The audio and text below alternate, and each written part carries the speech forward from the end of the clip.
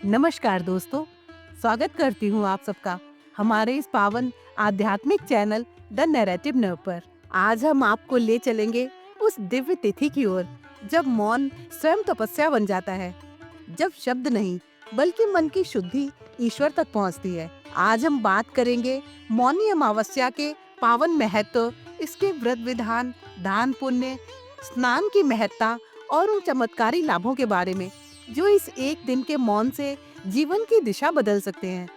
तो वीडियो को अंत तक जरूर देखिए और यदि आपको हमारे ऐसे आध्यात्मिक वीडियो पसंद आते हैं तो चैनल को सब्सक्राइब जरूर कीजिए।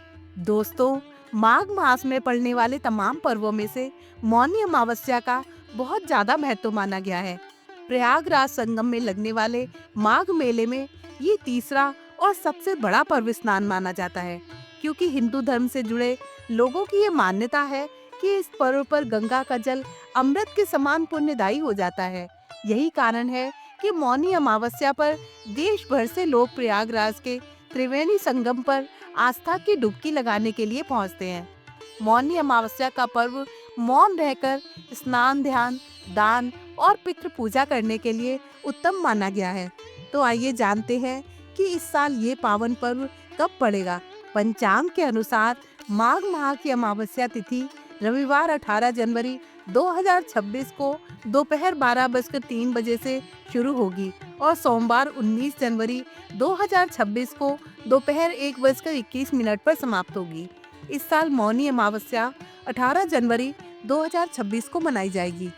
मौनी अमावस्या पर स्नान का मुहूर्त रहेगा सुबह 5:27 से सुबह 7:15 तक। मौनी अमावस्या का दिन जन्म जन्मांतर के पापों से मुक्ति पाने का दिन है। इस दिन मौन रहकर स्नान, ध्यान और तप करने की परंपरा है। मान्यता है कि मौनी अमावस्या पर किया गया संगम स्नान राजसूय यज्ञ के समान फल देता है और समस्त सुख प्रदान करता है। इस दिन सूर्योदय से पहले उठकर तीर्थ स्थान या पवित्र नदियों में स्नान करें। शास्त्रों में वर्णन मिलता है कि इस दिन किया गया स्नान और दान मनुष्य को सांसारिक बंधनों से मुक्त करके मोक्ष के मार्ग की ओर अग्रसर करता है।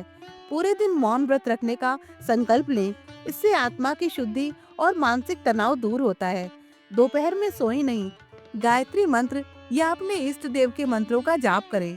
सुबह पीपल की 108 बार परिक्रमा करें, इससे दरिद्रता मिटती है। जरूरतमंदों को दान में कंबल, तिल, गुड़, घी, अनाज दें। साथ ही सुहागनों को सुहाग की सामग्री बांटें। यदि आप किसी पवित्र नदी में स्नान करने नहीं जा पा रहे हैं तो इस दिन घर में ही नहाने के पानी में तिल और गंगा जल डालें और फिर गंगा जी के मंत्र का जाप करते हुए स्नान करें। मान्यता है कि इसी दिन मनु ऋषि ने मौन व्रत धारण करके सृष्टि की रचना का ज्ञान प्राप्त किया था।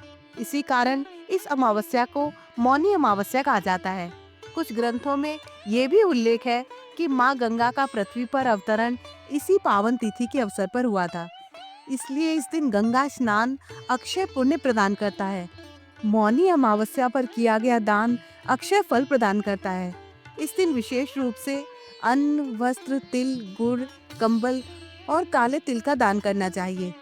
गरीब, ब्राह्मण और जरूरतमंदों को ही दान करें। ये दिन पितृ शांति के लिए भी बहुत अच्छा माना जाता है। किसी के पितर अगर नाराज हैं और जीवन के हर पड़ाव पर बाधाओं का सामना करना पड़ रहा है तो ऐसे में मौनी अमावस्या पर पितृ शांति के लिए पिंडदान और तर्पण कर सकते हैं। इस दिन पितृदोष निवारण के उपाय करने से उत्तम फल की प्राप्ति होती है। आइए जानते हैं कि कौन से हैं वो उपाय। मौनी अमावस्या के दिन प्रयागराज के संगम में स्नान करने और उसके बाद अपने पितरों का गंगा जल से तर्पण करना चाहिए। मान्यता है कि मोक्षदायिनी माँ गंगा की कृपा से पितरों का उद्धार होगा।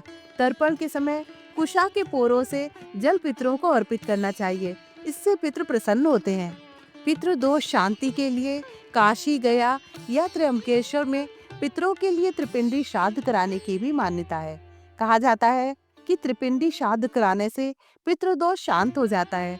धार्मिक मान्यता है कि त्रिपिंडी श्राद्ध अपने 3 पीढ़ियों के पूर्वजों के लिए किया जाता है।